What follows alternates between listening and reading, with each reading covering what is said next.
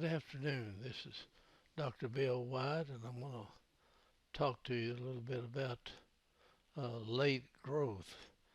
Some things that can kind of fool you sometime on some of the cases. And this one fooled me because I did not think that this was going to happen.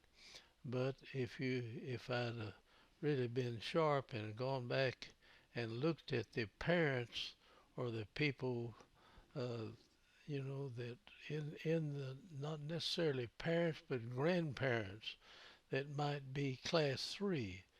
Anyway, this young man grew out from under me after we had him treated good to class 1 relation when he was about 12 or 14 years old. Actually, I think he was just a little over 12 when we got to that point. But when he got about 17 or 18, somewhere in there, um, maybe a little bit more than that, he grew out and became class 3-ish and ended up that way and wasn't going back to redo this thing over again. So anyway, let's take a look at the young man. He actually uh, when we started on him, we had several good reasons for doing an early treatment or a two-phase type treatment. We had several things to do. He had a bad cross bite at his lateral teeth for locking him back, and holding his jaw back. He looks like he's got a real breathing problem. It looks like he's one of these adenoid kids, but uh, anyway, he came out of most of that.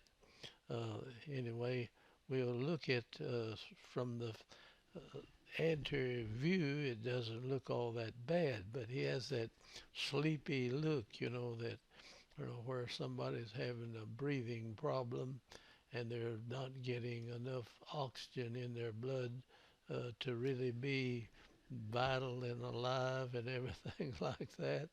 And but he comes on through this pretty good. Now we had a lot of problems in here. We'll show you on the models. Now we'd already started. I had to hook something in there to kind of jump these laterals out of that bite.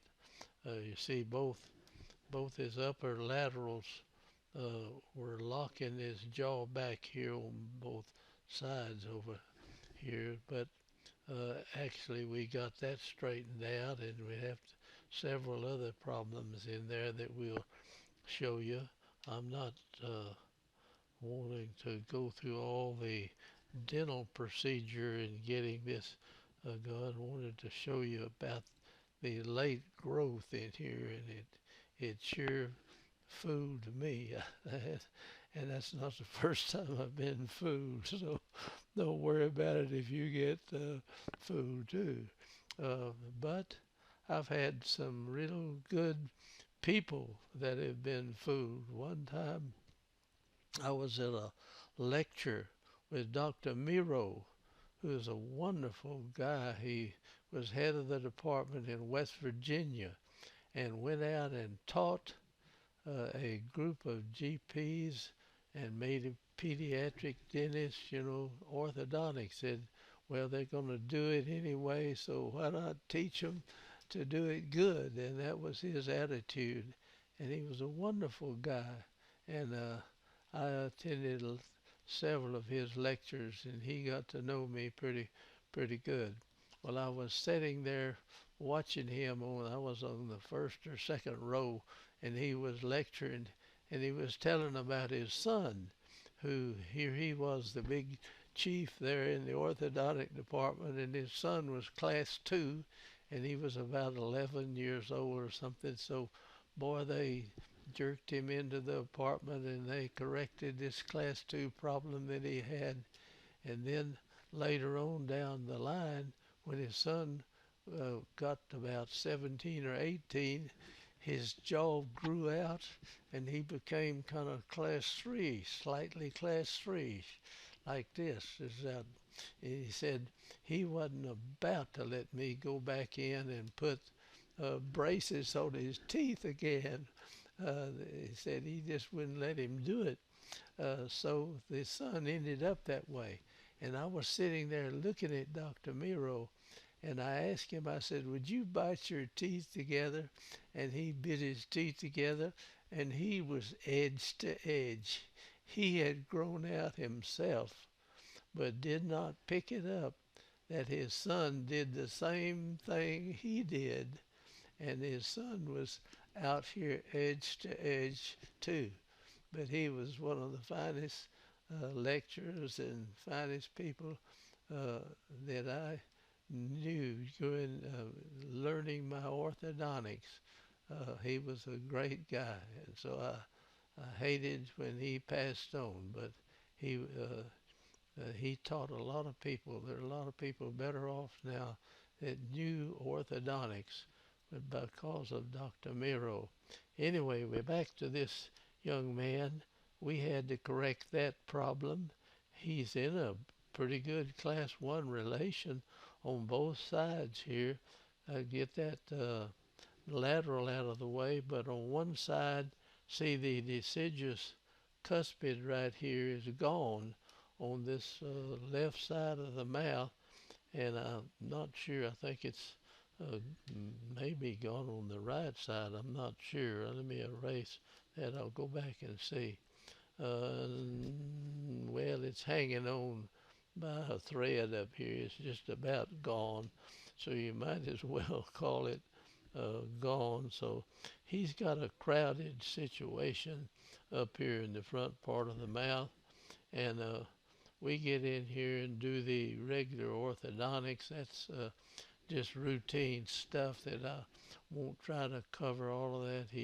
He's got, you know, the deciduous molars in here. His cuspids are gone down on the bottom too, but he has a lot more problems in there. We'll see on the panorexes here.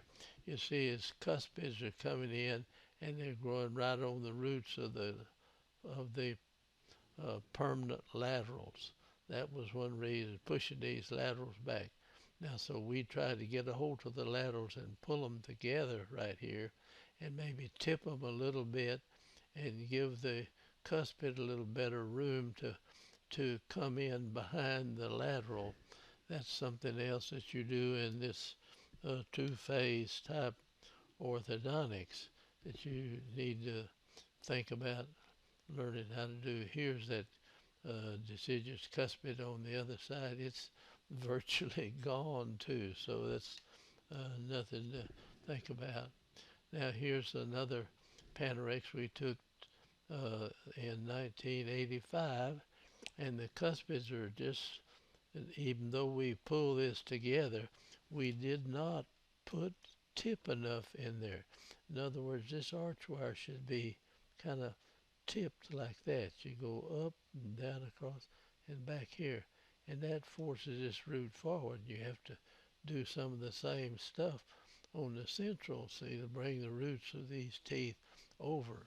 So I didn't do really what I could have done there, and you raise it, tip it like something like that, see, and you have to do that on the central, and you kind of bunch these roots up here and let the cuspid come down in there, and then at the same time I use these teeth to expand, to push this out, push this forward in there. That's kind of the routine thing that you do there. Let's look at another Panorex. That's number 2. This is number 3, and we've gotten some of that done. You see this root is a little further over, so we've got some tip on this and some over here. This is cuspid. Looks like it's coming down fairly well. We've still got a problem in there getting these cuspids in the mouth. So these are the reasons for doing these two-phase type orthodontic cases, that you need to learn how to do that, and you pick out and point out the things you're going to do and charge so much for that, and then later on you put them in retention and watch them until they get the rest of their permanent teeth in, or just about the last one, and then you go in and do the second phase or the final part of it, and you have to split the charge up for that. Usually the two charges are a little more than it would have been if you'd have just done it all at once. But this is not something you want to sit around and watch. I mean, things can get in real bad shape, if you just leave them there. Their mouth or jaw grows off to one side. If they just chew and keep their jaw pushed out of position for several years there, then it will just literally grow in that position. You look around at people in television, everything. I was looking at a young lady the other night, a beautiful young lady, but her jaw was off to one side, and I'll guarantee you something went wrong there, and they let it develop, and the jaw was off to one side. The condyles will change, the fossa, the gonial angle, the whole thing will change when they grow up. So you have to stay in there and prevent things from happening. Now let's see what shows up here in the fourth Panorex. We've got almost enough room. Now this cuspid is coming down in here, and it's shoving these teeth together like mad. You see it. Now this one's coming in, and it'll go ahead and come in, and you can expand that a little bit and get more space in there, and we get these teeth up in. We can see that in a later Panorex. But these are reasons for going in early and doing two-phase type orthodontic treatment on children. If you do young people, you need to learn how to go in there and charge so much for two or three different jobs. You after a while you kind of learn what to charge for them and stuff like that. But get them done early, and that prevents these facial deformities that can form. Now here we are in Panorex number 5, and we've got this cuspid is going to make it in all right, and we're in a good class 1 molar relationship. I want to point that out. It's a good class 1. We've got a dadgum wisdom tooth on the lower, and we should have gotten those out because he looks like he's trying to get this mandible is trying to get forward with the teeth, and I don't know whether they ever got them out. I think in this next Panorex I recommended, I've got an X on these teeth. I wanted to get them out. I was afraid of them. We had started now the second phase. We got all the permanent teeth in, we started it, and I wanted to get rid of these, to get the pressure off of that and leave these alone up here. However, I've got an X on them too. So I normally would just leave the upper ones alone and let them push if it's trying to get class 3 by the bottom growing out like that. So there's a lot to learn on these cases. I don't know what people that I'm talking to. I have no idea how much orthodontics you know or how interested you are or anything else. I just try to put it out here and hope that you will learn it and do good stuff. I don't want to promote anything bad. Now here's the 7th Panorex. We took a whole string of them on this guy, and I am definitely recommending these, but not these. So we're leaving the upper ones alone, and I should have insisted that they take these out, and I think this would have been better. And I don't know for sure whether they had them taken out or not. But here's the 8th Panorex, and I still have them, and they're pressing back here, and he has no room for them at all to come in. And at this point, he's age 12 and a half right here. And he's in a perfect class 1 relationship. And this is where we finished the young man. Now, uh, I hope that this would come out right. But this is 1988. And now we'll jump over here. And well, this is showing you the stuff we went through.